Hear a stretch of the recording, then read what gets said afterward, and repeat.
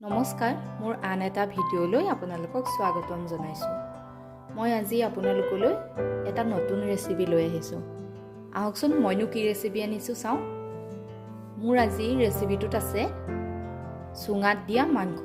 বলক তেতিয়াহ'লে দেৰি নকৰি ভিডিঅ'টোলৈ আগবাঢ়োঁ। মাংসখিনিত 2 চামুচমান মিঠাতেল দি লৈছোঁ।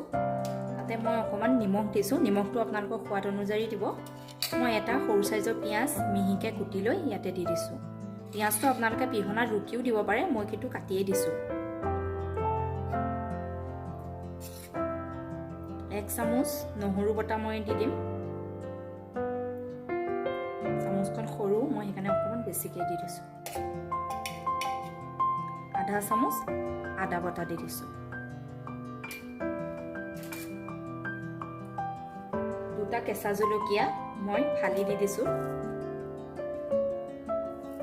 আপোনালোকে অকণমান জালুকৰ গুড়িও দি দিব পাৰে।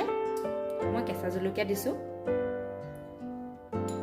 মই তিলৰ গুড়ি দিছোঁ 3 চামুচ। মই তিলৰ গুড়িখিনি দি ধুনীয়াকৈ সানি ল'ম।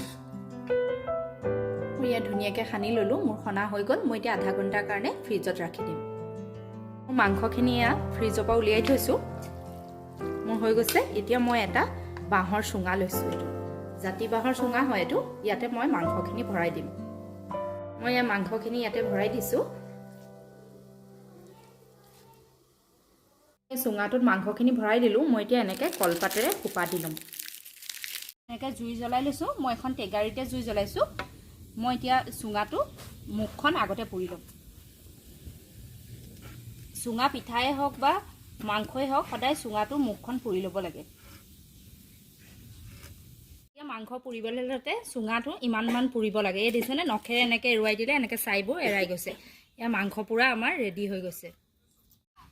এয়া মোৰ চুঙা দিয়া মাংস হৈ গৈছে। এয়া দেখিছেনে, ধুনীয়াকৈ ওলাই গৈছে। এয়া আজি চুঙাত দিয়া মাংস পুৰা হৈ গৈছে। এয়া দেখিছেনে।